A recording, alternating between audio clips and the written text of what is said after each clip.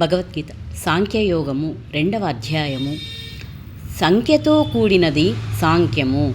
సంఖ్య అంటే సాధారణంగా లెక్క పెట్టడమని అర్థము. కానీ గీతలో జ్ఞానాన్ని అజ్ఞానాన్ని బేరీజు వేసుకోవాలంటే ఆత్మ అనాత్మలను తెలుసుకోవాలి.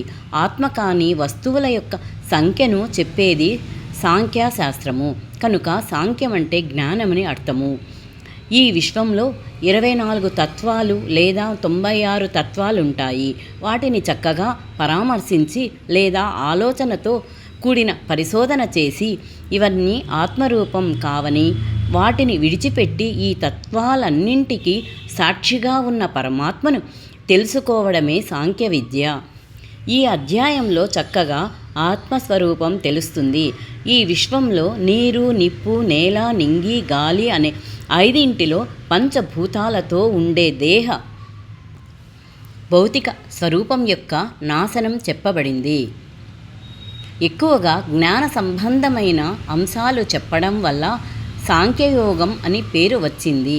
అయినా అర్జునుడు బంధుమిత్రు సోదరులైన వారిని రాజ్యాధికారం కోసం చంపడం పాపం అనే భ్రాంతితో దుఃఖంలో మునిగిపోయాడు. కనిపించే శరీరం వేరు, నిత్యమైన ఆత్మ వేరు. ఈ రెండింటికి ఉన్న భేదం కానీ యథార్థ స్వరూపం కానీ శోకంలో ఉన్న అర్జునుడికి తెలియక అన్నీ తెలిసిన వాడిలా ధర్మాలను చెబుతున్నాడు. పరస్పర విరుద్ధమైన భావాలతో ఉన్న అర్జునుడి మాటలు విని నవ్వుకొని అర్జునుడి అజ్ఞానాన్ని తొలగించడానికి కృష్ణుడు సాంఖ్యయోగాన్ని చెప్పాడు. యుద్ధం చేయడానికి ఇష్టపడని అర్జునునితో నీది నీచమైన ప్రవర్తన, పైగా శాశ్వతంగా అప్రతిష్ట కలుగుతుంది, నరకం పొందడానికి కారణమవుతుంది. అర్జున, ధర్మ రక్షణ కోసం మహాయుద్ధం చేయవలసిన సమయంలో పామరులు తప్ప పండితులెవ్వరూ ఇలా మోహాన్ని పొందరు అన్నాడు కృష్ణుడు. నీకు తగని పని చేస్తున్నావు, స్వధర్మం విడవవద్దు, యుద్ధవీరుడిలా ఉండు, నపుంసకుడిలా ఉండకు, అధైర్యం మనోధైర్యం నీకు రాకూడదు. అర్జున, లే, యుద్ధం చెయ్యి. అర్జున, నిజమైన జ్ఞానమున్నవాడు బ్రతికి ఉన్నవారి కోసం కానీ చచ్చిన వారి కోసం కానీ దుఃఖించడు. ఎందుకంటే ఆత్మ శరీరం రెండూ వేరు. చావు పుట్టుకలు కేవలం శరీరానికే, ఆత్మకు లేవు. ఈ శరీరంలో బాల్యం, యవ్వనం, ముసలితనం అనే దశలు సహజం. ఈ అవస్థలన్నీ శరీరానికి మాత్రమే, ఆత్మకు చెందినవి కావు. పాత బట్టలు నలిగిపోయి చిరిగిపోయి చివికిపోతే వదిలివేసి ఎలా కొత్త బట్టలు ధరిస్తామో అలాగే ఆత్మ కొత్త శరీరాన్ని ధరిస్తుంది. ఈ శరీరం మనుగడకు కారణమైన నీరు, నిప్పు, గాలి మొదలైనవే ఈ శరీర నాశానికి కూడా కారణాలు. ఈ శరీరాలు కర్మఫలం వల్ల పుడుతున్నాయి.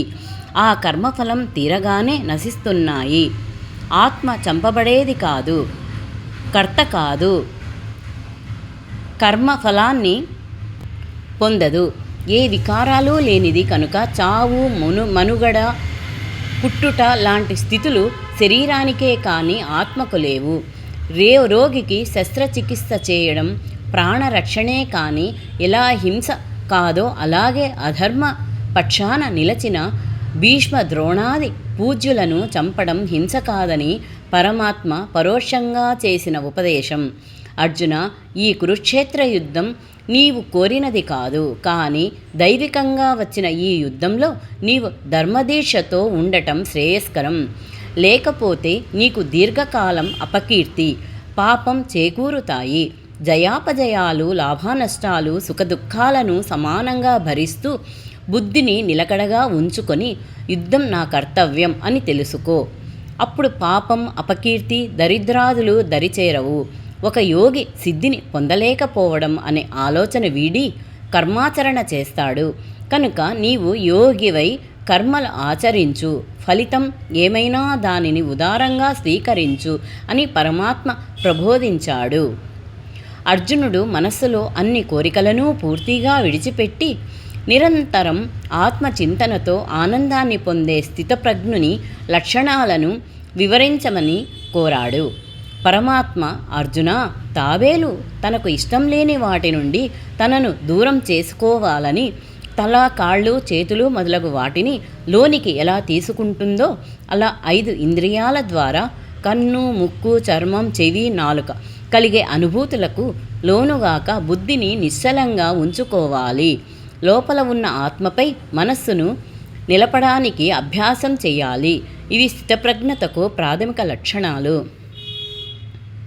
అయితే కోరికలను మనస్సు నుండి దూరం చేసుకోవడానికి ప్రయత్నిస్తున్న కోరికలు పోవు. కారణం ఆశ, కోపం, భయం, స్వార్థం, అసూయ, దుఃఖం ఇవన్నీ తెలియకుండా మనస్సును కలుషితం చెయ్యడమే. అందువల్ల వాటికి కలత చెందని మనస్థితితో ఆత్మ విచారంపై స్థిరమైన నిశ్చలమైన బుద్ధిని కలిగి ఉంటే స్థితప్రజ్ఞుడిగా మారడానికి అర్హత ఏర్పడుతుంది. ఇంద్రియాలను వశం చేసుకున్న స్థితప్రజ్ఞుడి మనస్సు విలక్షణంగా లోకాన్ని చూసే శక్తిని పొందుతుంది. అందువల్ల ఆత్మస్వరూపుడైన భగవంతునిపై మనస్సు నిలిచి రాగద్వేషాదుల్ని పోగొట్టుకొని ఇంద్రియ నిగ్రహం పొందుతాడు. మనస్సు నిర్మలంగా నిశ్చలంగా ఉంటే బుద్ధి ఆకాశంలో సుస్థిరమవుతుంది. సమాజంలో ఉన్నప్పుడు మనస్సును అతలాకుతలం చేసే లౌకిక విషయాలు ఎన్నో వచ్చి పడతాయి. అయినా యోగి నిశ్చలంగా ఉంటాడు. నిత్యం ఎన్నో నదులు తనలోకి చాలా వేగంగా వచ్చి పడుతున్న సముద్రం బెదరకుండా, హద్దు దాటకుండా ఎలా ఉంటుందో అలా యోగి స్థితప్రజ్ఞుడై ఉంటాడు. నిరంతరం పరమాత్మ చింతనతో ఆత్మతత్వ మెరిగి ఆనందాన్ని పొందుతాడు. అదే బ్రహ్మనిష్ట. అది కలిగినవాడు మోహాన్ని పొందడు. కనుక అర్జున, శరీరమే ఆత్మ అనే భ్రమను వదిలిపెట్టు. నిత్యము సత్యము అయిన ఈ సాంఖ్యబుద్ధిని గురించి, స్థితప్రజ్ఞతను గురించి, ఆత్మ సందర్శన సాధనమైన యోగాన్ని గ్రహించు.